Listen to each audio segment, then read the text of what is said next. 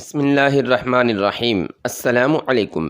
حربیس نامی گرامی جنگجو تھا۔ وہ خالد رضی اللہ عنہ کے مقابلے کے لیے بڑھا لیکن گھوڑے سے اتر آیا۔ خالد رضی اللہ عنہ بھی گھوڑے سے اترے اور اس کی طرف بڑھے، لیکن ایک رومی دونوں کے درمیان آ گیا۔ 3-4 مورخوں نے یہ واقعہ بیان کیا ہے، لیکن اس رومی کا نام نہیں لکھا۔ اتنا ہی لکھا ہے کہ اس کا جسم پہلوانوں جیسا تھا اور وہ شیر کی طرح گرج کر لڑا کرتا تھا۔ رومی زبان میں وہ شیر کی مانند دھاڑنے والے کے نام سے مشہور تھا۔ تاریخ میں یہ واقعہ اس طرح آیا ہے کہ ایک رومی اپنے سالار حربیس کو پیچھے ہٹا کر خالد رضی اللہ عنہ کے مقابلے میں آیا۔ 2-3 پینترے دونوں نے بدلے اور خالد رضی اللہ عنہ نے تلوار کا وار کیا۔ تلوار رومی کی آہنی خود پر پڑی۔ خود اتنی مضبوط اور وار اتنا زوردار تھا کہ خالد رضی اللہ عنہ کی تلوار ٹوٹ گئی۔ ان کے ہاتھ میں صرف دستہ رہ گیا۔ اب خالد رضی اللہ عنہ خالی ہاتھ تھے اور رومی پہلوان کے ہاتھ میں تلوار تھی۔ خالد رضی اللہ عنہ اپنے محافظوں کی طرف آنے کی کوشش کرتے تھے کہ ان سے تلوار لے لیں، مگر رومی درندوں کی طرح غراتا، دھاڑتا اور خالد رضی اللہ عنہ کے آگے ہو جاتا تھا تاکہ وہ دوسری تلوار نہ لے سکیں۔ ایک محافظ نے خالد رضی اللہ عنہ کی طرف تلوار پھینکی، لیکن خالد رضی اللہ عنہ سے پہلے رومی تلوار تک پہنچ گیا اور تلوار پرے پھینک دی۔ خالد رضی اللہ عنہ کا بچنا ممکن نظر نہیں آتا تھا۔ رومی نے ان پر تابڑ توڑ وار کرنے شروع کر دیے۔ خالد رضی اللہ عنہ ادھر ادھر ہو کر وار بچاتے رہے۔ رومی نے ایک وار دائیں سے بائیں کو کیا جسے خالد رضی اللہ عنہ کی گردن یا اس سے ذرا نیچے پڑنا چاہیے تھا، لیکن خالد رضی اللہ عنہ بڑی پھرتی سے بیٹھ گئے۔ رومی کا یہ زوردار وار خالی گیا تو اپنے ہی زور سے وہ گھوم گیا۔ خالد رضی اللہ عنہ اچھل کر اس پر جھپٹے۔ رومی پلک جھپکتے پھر گھوم گیا اور خالد رضی اللہ عنہ کے بازوؤں کے شکنجے میں آ گیا۔ اب صورت یہ تھی کہ دونوں کے سینے ملے ہوئے تھے اور رومی خالد رضی اللہ عنہ کے بازوؤں میں تھا۔ خالد رضی اللہ عنہ نے بازوؤں کو دبانا اور شکنجہ سخت کرنا شروع کر دیا۔ رومی خالد رضی اللہ عنہ کی گرفت سے نکلنے کے لیے زور لگا رہا تھا، لیکن خالد رضی اللہ عنہ کی گرفت سخت ہوتی جا رہی تھی اور وہ اس قدر زور لگا رہے تھے کہ خون ان کے چہرے میں آ گیا اور چہرہ گہرا لال ہو گیا۔ رومی پہلوان کی آنکھیں باہر ہونے لگیں اور اس کی سانسیں رکنے لگیں اور چہرے پر تکلیف کا ایسا اثر تھا کہ اس کے دانت بجنے لگے۔ مورخ واقدی نے لکھا ہے کہ رومی پہلوان کی پسلیاں ٹوٹنے لگیں۔ رومی اور زیادہ تڑپنے لگا۔ خالد اور زیادہ زور سے اپنے بازوؤں کے شکنجے کو تنگ کرتے گئے۔ رومی کی پسلیاں ٹوٹتی گئیں اور اس کا تڑپنا ختم ہو گیا، حتیٰ کہ اس کا جسم بے جان ہو گیا۔ خالد رضی اللہ عنہ نے اسے چھوڑا تو وہ گر پڑا۔ وہ مر چکا تھا۔ خالد رضی اللہ عنہ نے اس رومی کی تلوار اٹھا لی اور حربیس کو للکارا، لیکن حربیس اپنے پہلوان کا انجام دیکھ کر وہاں سے کھسک گیا۔ خالد رضی اللہ عنہ نے گھوڑے پر سوار ہو کر رومی پہلوان کی تلوار بلند کر کے لہرائی اور نعرہ لگایا۔ اس مقابلے کے دوران رومیوں کا قتل عام جاری رہا۔ ابو عبیدہ رضی اللہ عنہ کو پتہ چلا کہ خالد رضی اللہ عنہ نے اس رومی پہلوان کو کس طرح ہلاک کیا ہے تو وہ دوڑے آئے۔ خدا کی قسم ابو سلیمان، ابو عبیدہ رضی اللہ عنہ نے بڑے مسرور لہجے میں کہا، تو نے جو کہا تھا کر دکھایا، تو نے اس کی کمر توڑ دی ہے۔ بات اس طرح ہوئی تھی کہ خالد رضی اللہ عنہ نے جب گزشتہ روز محاصرہ اٹھا کر واپس جانے کی تجویز پیش کی تھی تو ابو عبیدہ رضی اللہ عنہ اور دوسرے سالاروں نے اس تجویز کو پسند نہیں کیا تھا۔ خالد رضی اللہ عنہ نے انہیں بتایا کہ انہوں نے کیا سوچا ہے، پھر بھی ابو عبیدہ رضی اللہ عنہ محاصرہ اٹھانے کے حق میں نہیں تھے۔ تب خالد رضی اللہ عنہ نے کہا تھا، میری تجویز پر عمل کریں، میں ان کی ہڈیاں توڑ دوں گا، ان کی کمر توڑ دوں گا۔ خالد رضی اللہ عنہ نے صرف ایک پہلوان کی نہیں بلکہ رومی فوج کی ہڈیاں توڑ دی تھیں۔ مارچ 636 عیسوی صفر 15 ہجری مسلمان فاتح کی حیثیت سے حمص میں داخل ہوئے۔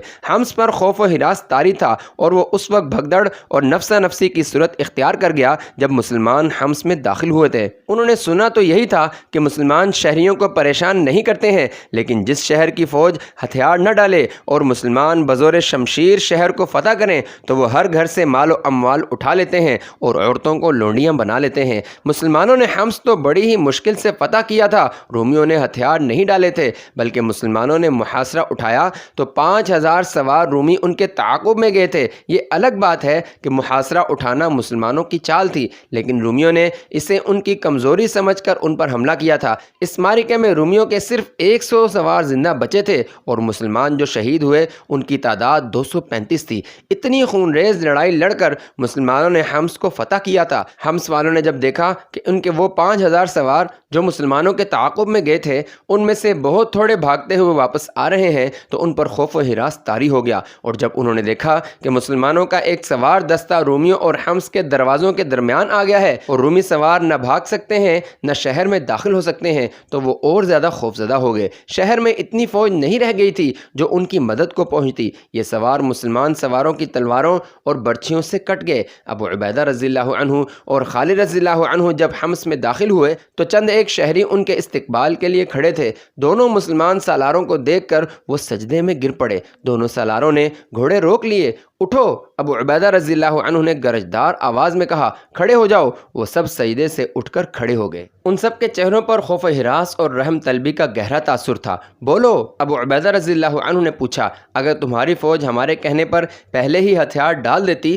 تو تمہیں ہمارے آگے سجدہ کرنے کی ضرورت ہی نہ پڑتی۔ ہم رحم کے طلبگار ہیں۔ ایک نے التجا کی، وہ رومی فوج تھی جو آپ سے لڑی ہے، ہم رومی نہیں، ہم آپ کا ہر مطالبہ پورا کریں گے۔ ہم صرف یہ بتانے کے لیے آئے ہیں کہ سجدہ صرف اللہ کے آگے کیا جاتا ہے۔ ابو عبیدہ رضی اللہ عنہ نے کہا، ہم کسی کو اپنا غلام بنانے نہیں آئے۔ ابو عبیدہ رضی اللہ عنہ کے حکم سے حمص کے لوگوں سے صرف 1 دینار فی کس جزیہ لیا گیا اور مسلمانوں کی طرف سے اعلان ہوا کہ کوئی شخص شہر چھوڑ کر نہ جائے۔ شہر کے لوگوں کے جان و مال اور عزت و آبرو کی حفاظت کے ذمہ دار مسلمان ہوں گے۔ اس اعلان نے لوگوں کو حیرت میں ڈال دیا۔ بعض اسے مسلمانوں کی ایک چال سمجھے۔ وہ رات بھر اس خوف سے جاگتے رہے کہ مسلمان رات کو ان کے گھروں پر ٹوٹ پڑیں گے، لیکن رات گزر گئی اور کچھ بھی نہ ہوا۔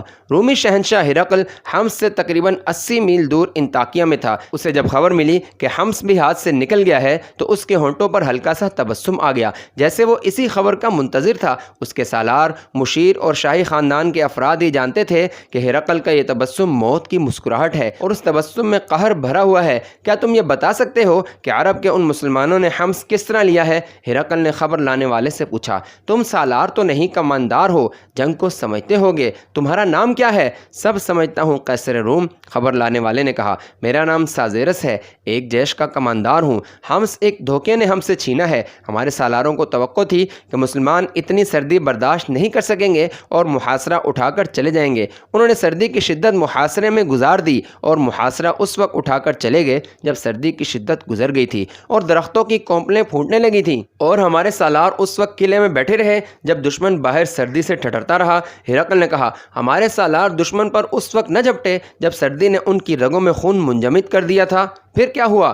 قیصر روم سازیرس نے کہا، جب وہ کوچ کر گئے تو سالار ہربیس نے 5000 سواروں کے ایک دستے کو حکم دیا کہ مسلمانوں کے تعاقب میں جاؤ اور ان میں سے کوئی ایک بھی زندہ نہ رہے۔ ہم ان کے تعاقب میں گئے۔ جب ہم ان کے قریب گئے تو انہوں نے پلٹ کر ہمیں گھیرے میں لے لیا۔ سازیرس نے ہرقل کو تفصیل سے بتایا کہ مسلمانوں نے انہیں کس طرح گھیرے میں لیا اور ان کے سواروں کو تباہ و برباد کر دیا۔ ہمارا سالار ہربیس کہاں ہے؟ ہرقل نے پوچھا۔ کیا وہ زندہ ہیں؟ سازیرس نے کہا، وہ اس وقت وہاں سے نکل گئے تھے جب مسلمانوں کے سالار خالد بن ولید نے ہمارے ایک پہلوان کو اپنے بازوؤں میں جکڑ لیا تھا اور پہلوان کی آنکھیں باہر آ گئی تھیں۔ کیا ہمارے پہلوان کو خالد بن ولید نے مار ڈالا ہے؟ ہرقل نے پوچھا۔ سازیرس کچھ دیر ہرقل کے منہ کی طرف دیکھتا رہا، پھر اس نے دائیں بائیں آہستہ آہستہ سر ہلایا۔ مسلمان سالار نے ہمارے پہلوان کو بازوؤں میں دبوچ کر اس کی پسلیاں توڑ ڈالی تھیں، سازیرس نے کہا، اور وہ مر گیا۔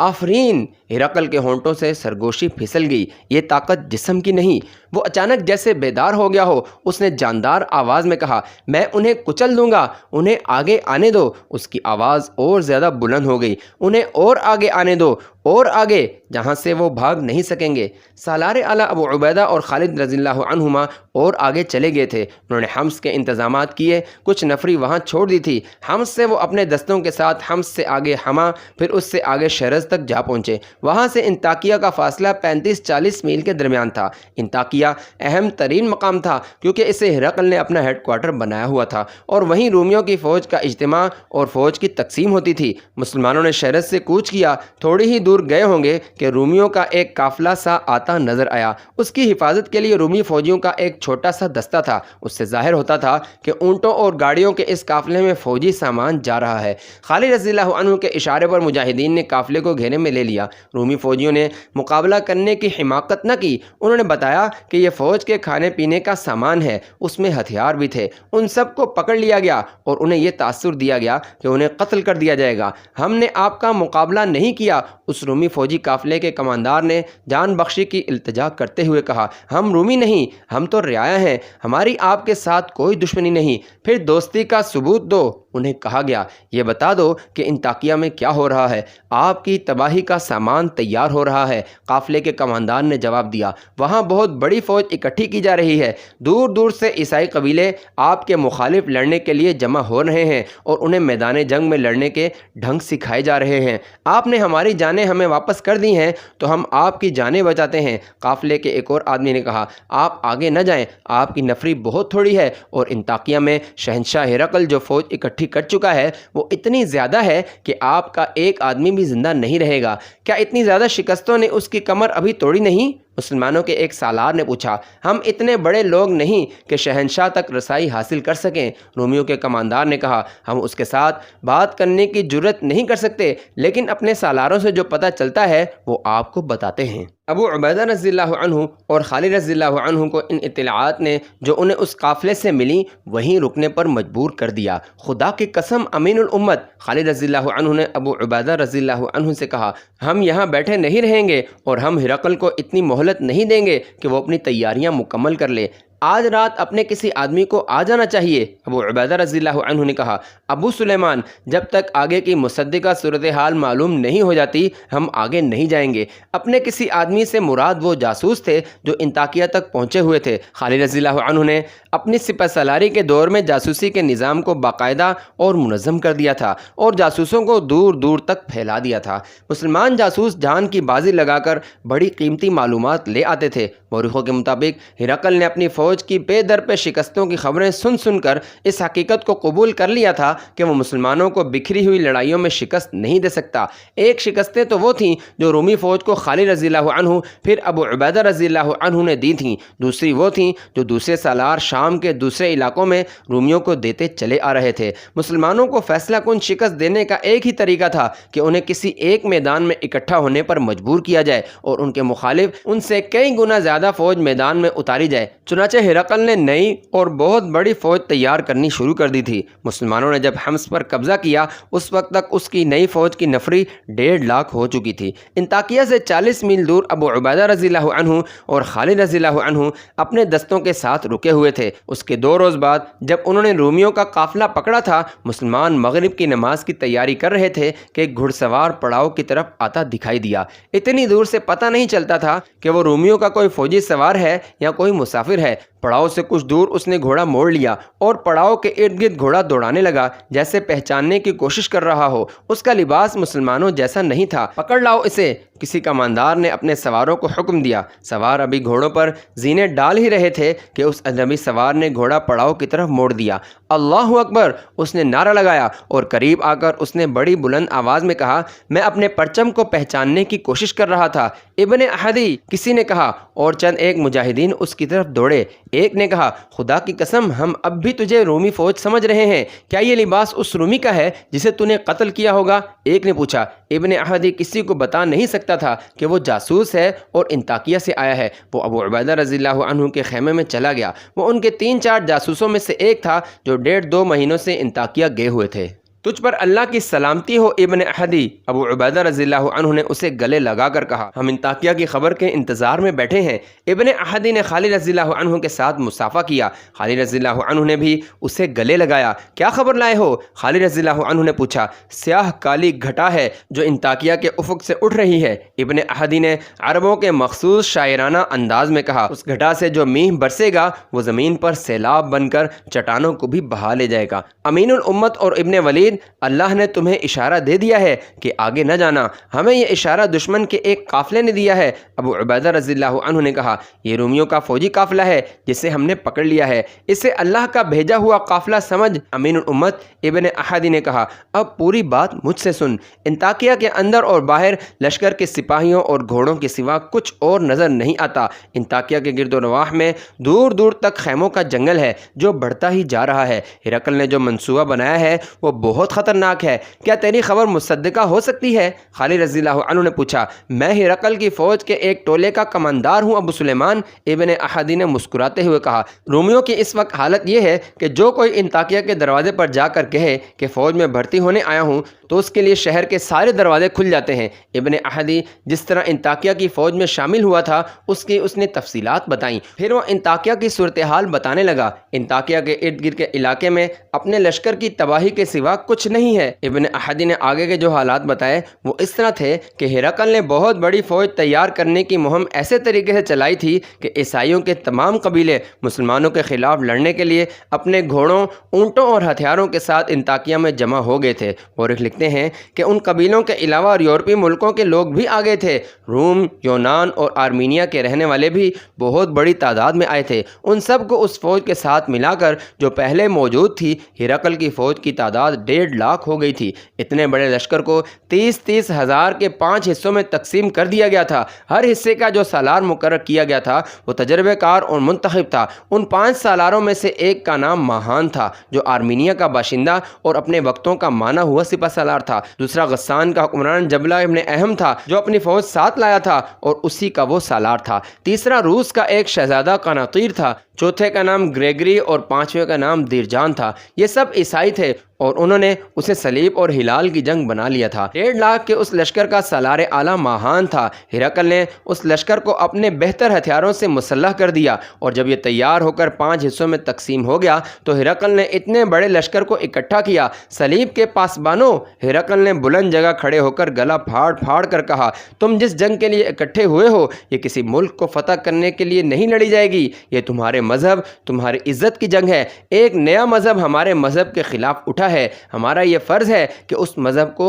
جو دراصل کوئی مذہب ہی نہیں ختم کر دیں۔ مسلمانوں کی فوج 40,000 سے زیادہ نہیں، تم ان کی ہڈیاں بھی پیس ڈالو گے۔ ہمیں بتایا گیا ہے کہ ہماری فوج میں مسلمانوں کی دہشت پھیل گئی ہے۔ یہ سب سنی سنائی باتیں ہیں۔ مسلمانوں نے جہاں بھی ہماری فوج پر حملہ کیا ہے چوروں کی طرح کیا ہے، اور وہاں ہماری نفری تھوڑی تھی۔ وہ کوئی جن بھوت نہیں، تمہاری طرح کے انسان ہیں۔ وہ لٹیرے ہیں جو تمہارے گھروں میں گھس آئے ہیں، لیکن وہ صرف تمہارا مال و اموال نہیں لوٹتے، وہ تمہارا مذہب اور تمہاری عزت لوٹنے آئے ہیں۔ مورخ واقدی اور بلازری اور ہنری اسمتھ لکھتے ہیں کہ ہرقل نے پہلے ہی ان لوگوں کو بھڑکا کر اپنے لشکر میں شامل کیا تھا، اب انہیں اور زیادہ بھڑکایا۔ ابن احدی نے ابو عبیدہ اور خالد رضی اللہ عنہما کو بتایا کہ ہرقل نے دوسرا اجتماع سالاروں، نائب سالاروں اور کمانداروں کا کیا۔ پہلے انہیں بھی بھڑکایا، پھر انہیں احکام دیے اور ہدایات دی کہ ان کے مطابق ہر سالار کی پیش قدمی اور اس کے ہدف کا تعین کیا گیا تھا۔ یہ ایک دہشت ناک منصوبہ تھا جو اتنے بڑے لشکر سے آسانی سے کامیاب ہو سکتا تھا۔ ہدف حمص تھا اور دوسرا دمشق۔ اس کے ساتھ ہی مسلمانوں کی تمام تر فوج کو، جس کی نفری تقریباً 40,000 تھی، گھیرے میں لے کر ختم کرنا تھا۔ ہرقل نے گھیرا ڈالنے کا بڑا اچھا منصوبہ تیار کیا تھا۔ اس کے سالار قناطیر کو اپنے 30,000 لشکر کے ساتھ انطاکیہ سے سمندر کے ساتھ ساتھ بیروت تک پہنچنا اور وہاں سے دمشق کی طرف مڑ جانا تھا۔ اس کا کام یہ تھا کہ مسلمان آگے سے پسپا ہو کر دمشق کی طرف آئیں تو قناطیر کا لشکر ان پر حملہ کر دے۔ جبلہ ابن اہم نے حمص کی طرف جا کر مسلمانوں کی پیش قدمی کو روکنا اور انہیں ختم کرنا تھا۔ مورخوں نے لکھا ہے کہ حمص پر حملہ کرنے والے لشکر میں صرف عرب عیسائی تھے جن کی تعداد 40,000 تھی۔ ہرقل نے کہا تھا کہ وہ عربوں کے خلاف عربوں کو لڑانا چاہتا ہے، لوہا ہی لوہے کو کاٹ سکتا ہے۔ یہ ہرقل کے تاریخی الفاظ ہیں۔ حمص کے علاقے میں ہرقل کے ایک اور سالار دیرجان نے بھی جانا تھا۔ اس نے جبلہ سے الٹی سمت پیش قدمی کرنی تھی تاکہ مسلمان کسی طرف سے بھی نہ نکل سکیں۔ سالار گریگری کو ایک اور سمت سے حمص کے علاقے میں پہنچنا اور مسلمانوں پر حملہ کرنا تھا۔ اس طرح صرف حمص اور گرد و نواح کے علاقے میں مسلمانوں پر حملہ کرنے والی رومی فوج کی تعداد 90,000 تھی۔ ماہان جو سالار اعلیٰ تھا اسے اپنا 30,000 کا لشکر کہیں قریب رکھنا تھا تاکہ جہاں کہیں اس کی ضرورت پڑے وہ پہنچے۔ تجھ پر اللہ کی سلامتی ہو ابن احدی، ابو عبیدہ رضی اللہ عنہ نے ہرقل کا تمام تر منصوبہ سن کر کہا، خدا کی قسم تو نے اپنا گھر جنت میں بنا لیا ہے۔ اگر تو یہ خبریں نہ لاتا تو خود سوچ ہمارا کیا انجام ہوتا۔ ابو سلیمان ابو عبیدہ رضی اللہ عنہ نے خالد رضی اللہ عنہ سے کہا، کیا تو نے یہ محسوس نہیں کیا کہ ہم اتنے بڑے لشکر کا مقابلہ کرنے کے قابل نہیں؟ خالد رضی اللہ عنہ جو میدان جنگ میں دشمن کے اعصاب پر چھا جایا کرتے تھے چپ چاپ ابو عبیدہ رضی اللہ عنہ کو دیکھ رہے تھے۔ کیا ہمیں پیچھے نہیں ہٹ جانا چاہیے ابو سلیمان؟ ابو عبیدہ رضی اللہ عنہ نے پوچھا۔ امین الامت خالد رضی اللہ عنہ نے آہ بھر کر کہا، پیچھے ہٹنا ایک ضرورت ہے لیکن پیچھے ہٹنا میری فطرت نہیں۔ خدا کی قسم ابو سلیمان، جو تو سوچ سکتا ہے وہ شاید میں نہ سوچ سکوں۔ ابو عبیدہ رضی اللہ عنہ نے کہا، اس وقت اپنی ذات کو نہ دیکھ، اپنے ساتھیوں کو اور ان کے انجام کو دیکھ اور بتا ہم کیا کریں۔ ہاں ابن عبداللہ، خالد رضی اللہ عنہ نے ابو عبیدہ رضی اللہ عنہ کو دوسرے نام سے پکارتے ہوئے کہا، میں اس حقیقت کو دیکھ کر بات کروں گا جو ہمارے سامنے ہے۔ یہ ایک طوفان ہے جو آ رہا ہے، اسے روکنا ہمارے بس کی بات نہیں، لیکن ہمیں اس اللہ کو بھی منہ دکھانا ہے جس کے نام پر ہم یہاں تک اپنا اور اپنے دشمن کا خون بہاتے پہنچے ہیں۔ ہماری جانیں اسی کی امانت ہیں۔ پہلا کام یہ کر کہ اپنے تمام سالاروں کو جہاں جہاں وہ ہیں دستوں سمیت ایک جگہ اکٹھا کر لے۔ اور ان جگہوں کا کیا بنے گا جو ہمارے قبضے میں ہیں؟ ابو عبیدہ رضی اللہ عنہ نے پوچھا۔ امین الامت خالد رضی اللہ عنہ نے کہا، تو یقیناً دشمن کے ارادے کو سمجھتا ہے۔ وہ فیصلہ کن جنگ لڑنے کے لیے آ رہا ہے اور ہر طرف سے آ رہا ہے، آگے سے، پیچھے سے، دائیں اور بائیں سے۔ اور تو نے ابن احدی سے سن لیا ہے کہ ہرقل نے ہماری پسپائی کے راستے روکنے کا بھی انتظام کر دیا ہے۔ ابن عبداللہ، ہرقل ہمارے دستوں کو وہیں گھیرے میں لینا چاہتا ہے جہاں جہاں وہ ہیں۔ یہ تو اللہ کا احسان عظیم ہے کہ ہمیں پہلے سے ہی اس کے منصوبوں کا علم ہو گیا ہے۔ کیا اس سے یہ ظاہر نہیں ہوتا کہ اللہ تبارک و تعالیٰ کو ہماری شکست منظور نہیں؟ ابو عبیدہ رضی اللہ عنہ نے کہا، اللہ ہمارے ساتھ ہے امین الامت۔ خالد رضی اللہ عنہ نے کہا، لیکن اللہ ان کی مدد نہیں کیا کرتا جو اپنے آپ کو دشمن اور حالات کے رحم و کرم پر پھینک دیتے ہیں۔ ہرقل ہمیں بکھرا ہوا رکھنا چاہتا ہے۔ تمام سالاروں کو وہ تمام جگہیں چھوڑنی پڑیں گی جو ہمارے قبضے میں ہیں۔ اگر اللہ نے ہمیں فتح عطا کی تو یہ سب جگہیں ہماری ہوں گی۔ ہمیں کہاں اکٹھے ہونا چاہیے؟ ابو عبیدہ رضی اللہ عنہ نے پوچھا۔ جہاں صحرا ہمارے عقب میں ہو، خالد رضی اللہ عنہ نے جواب دیا۔ جتنی آسانی اور تیزی سے ہم صحرا میں حرکت کر سکتے ہیں اتنی تیزی سے ان علاقوں میں نہیں کر سکتے جہاں ہم اس وقت موجود ہیں۔ صحرا میں ہمارا دشمن نہیں لڑ سکتا۔ ہم صحرا کو اپنے قریب رکھیں گے تو پیچھے ہٹنے میں سہولت ہوگی، اور جب دشمن ہمارے پیچھے آئے گا تو وہ اپنے علاقے کی سہولتوں سے محروم ہو جائے گا۔ تیرے سامنے ایسی کون سی جگہ ہے؟ جابیہ، خالد رضی اللہ عنہ نے جواب دیا۔ وہاں سے 3 راستے نکلتے ہیں اور قریب سے ہی صحرا شروع ہو جاتا ہے۔ دریائے یرموک بھی بالکل قریب ہے۔ مسلمانوں کے بکھرے ہوئے دستوں کے سالار اعلیٰ ابو عبیدہ رضی اللہ عنہ تھے، لیکن وہ خالد رضی اللہ عنہ کو اپنی نسبت زیادہ قابل، تجربہ کار اور جارح سالار سمجھتے تھے، اس لیے انہوں نے خالد رضی اللہ عنہ کو اپنا مشیر خاص بلکہ دست راست بنا کر ساتھ رکھا ہوا تھا۔ اب ہرقل نے ایسی صورتحال پیدا کر دی تھی جس میں انہیں خالد رضی اللہ عنہ کے مشوروں کی شدید ضرورت تھی۔ خالد رضی اللہ عنہ تو اس سے بھی زیادہ خطرناک اور خوفناک صورتحال میں بھی نہیں گھبراتے تھے۔ انہوں نے جو مشورے دیے ابو عبیدہ رضی اللہ عنہ نے فوری طور پر اس پر عمل کیا۔ وہ زیادہ سوچنے کا وقت نہیں تھا، ایک ایک لمحہ قیمتی تھا۔ ہرقل کا لشکر انطاکیہ سے کوچ کر چکا تھا۔ حمص پر مسلمانوں کے قبضے کا 3واں مہینہ گزر رہا تھا۔ ہرقل کے لشکر کا وہ حصہ جو جبلہ ابن اہم کی زیر کمان آ رہا تھا جون 636 عیسوی میں حمص کے قریب پہنچ گیا۔ ہرقل کے جاسوسوں نے اسے اطلاع دی تھی کہ انہوں نے مسلمانوں کی فوج کو شہرز کے مقام پر پڑاؤ ڈالے دیکھا ہے، لیکن جبلہ کا لشکر وہاں پہنچا تو وہاں پڑاؤ کے آثار تو ملتے تھے لیکن لشکر کا کوئی بھی آدمی وہاں نہیں تھا۔ جبلہ نے کہا کہ وہ حمص میں اکٹھے ہو گئے ہیں۔ اس نے اپنا ہرول دستہ حمص کو روانہ کر دیا۔ دیکھا کہ شہر کے دروازے کھلے ہوئے ہیں، دیواروں پر شہر کے لوگ کھڑے تھے، کوئی فوجی نظر نہیں آتا تھا۔ کہاں ہیں مسلمان؟ ہرول کے سالار نے پوچھا۔ یہاں یہاں کوئی مسلمان نہیں۔ اسے اوپر سے جواب ملا، کیا تم اپنے مذہب کے دشمن کے ساتھ مل گئے ہو؟ رومی ہرول کے سالار نے کہا، کیا دروازے کھلے چھوڑ کر ہمیں دھوکہ دینا چاہتے ہو؟ اندر آ کر دیکھ لو۔ اوپر سے شہریوں نے اسے بتایا، اگر تم بھی اس دھوکے میں شریک ہو تو اپنی سزا سوچ لو۔ ہرول کے سالار نے کہا۔ اس نے اپنے دستے کو شہر کے باہر رہنے دیا اور اپنے سالار جبلہ کی طرف قاصد دوڑایا کہ یہ دھوکہ معلوم ہوتا ہے کہ شہر میں کوئی فوج نہیں۔ جبلہ کو پیغام ملا تو وہ واحد تباہی بکنے لگا، یہ دھوکہ ہے۔ جبلہ غصے سے چلایا، مسلمانوں نے ہماری فوج کو جہاں بھی شکست دی ہے دھوکے سے دی ہے، وہ شہر میں موجود ہیں اور انہوں نے ہمیں پھنسانے کے لیے شہر کے دروازے کھلے چھوڑ رکھے ہیں۔ جبلہ نے اپنے 30,000 کے لشکر کو پیش قدمی کا حکم اس ہدایت کے ساتھ دیا کہ حمص کے دروازوں میں سیلاب کی طرح داخل ہوں اور شہر میں بکھرے نہیں، مسلمان لوگوں کے گھروں میں چھپے ہوئے ہوں گے۔ اسے یہ خطرہ نظر آ رہا تھا کہ اس کا لشکر شہر میں بکھر گیا تو مسلمان اس کے سپاہیوں کو چن چن کر ماریں گے۔ وہ سیلاب کی ہی مانند شہر میں داخل ہوئے اور مسلمانوں کو للکارنے لگے کہ وہ باہر آئیں، لیکن کوئی مسلمان باہر نہ آیا۔ جبرہ نے خطرہ مول لے کر ہر گھر کی تلاشی کا حکم دے دیا۔